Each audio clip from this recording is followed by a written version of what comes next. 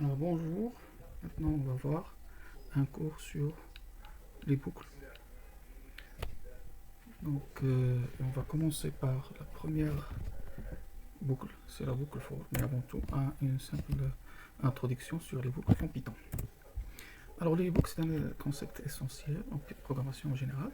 Ça permet d'automatiser des tâches répétitives et d'améliorer l'efficacité du code. Alors, on va voir l'optimisation des tâches. Donc, au lieu d'écrire avec copier-coller 1000 fois une opération, donc, on va l'écrire une seule fois en demandant à notre ordinateur de la faire 1000 fois.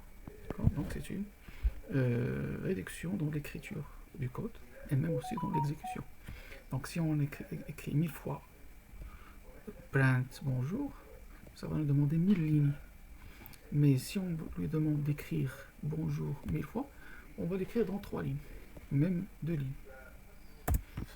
Donc bien sûr, ce qui va influencer le temps d'écriture du code et même aussi de l'exécution. Et bien sûr, la réduction des erreurs. Alors, si on écrit avec copier-coller une tâche répétitive, donc il y a une propagation d'erreurs. C'est-à-dire on va corriger dans les 1000 lignes qu'on a écrites. Mais avec la boucle, on va corriger seulement une seule ligne.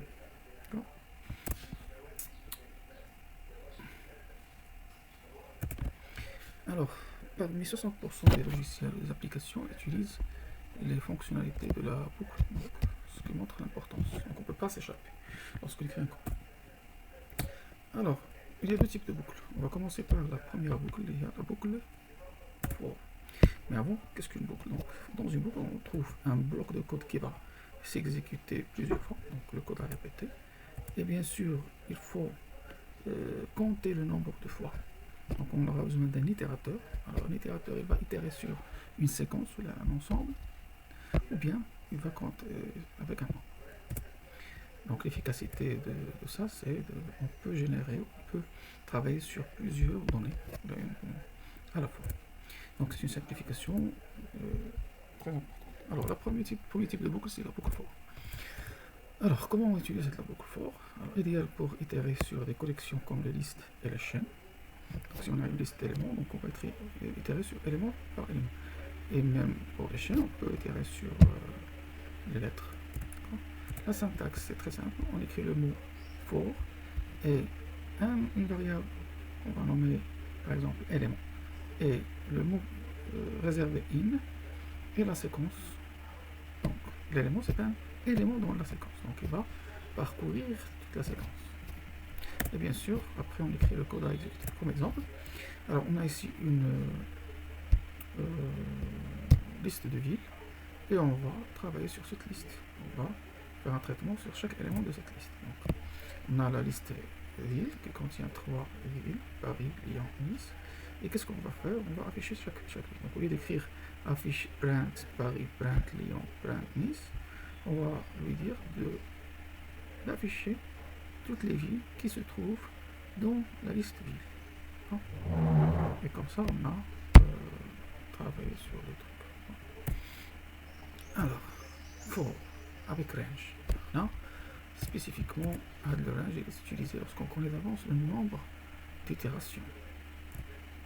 Donc, au lieu d'itérer sur une séquence, on va maintenant itérer sur un nombre, une liste de nombres. Alors la syntaxe de range, c'est une fonction qui génère une liste de nombres. Alors on a le début, donc cette liste va commencer par un nombre et il va terminer par un autre nombre. C'est pas fin, mais c'est fin moins 1. Et pour passer le début à fin moins 1, est-ce qu'on va aller d'un pas ou bien plusieurs? Donc le pas, ça détermine le saut.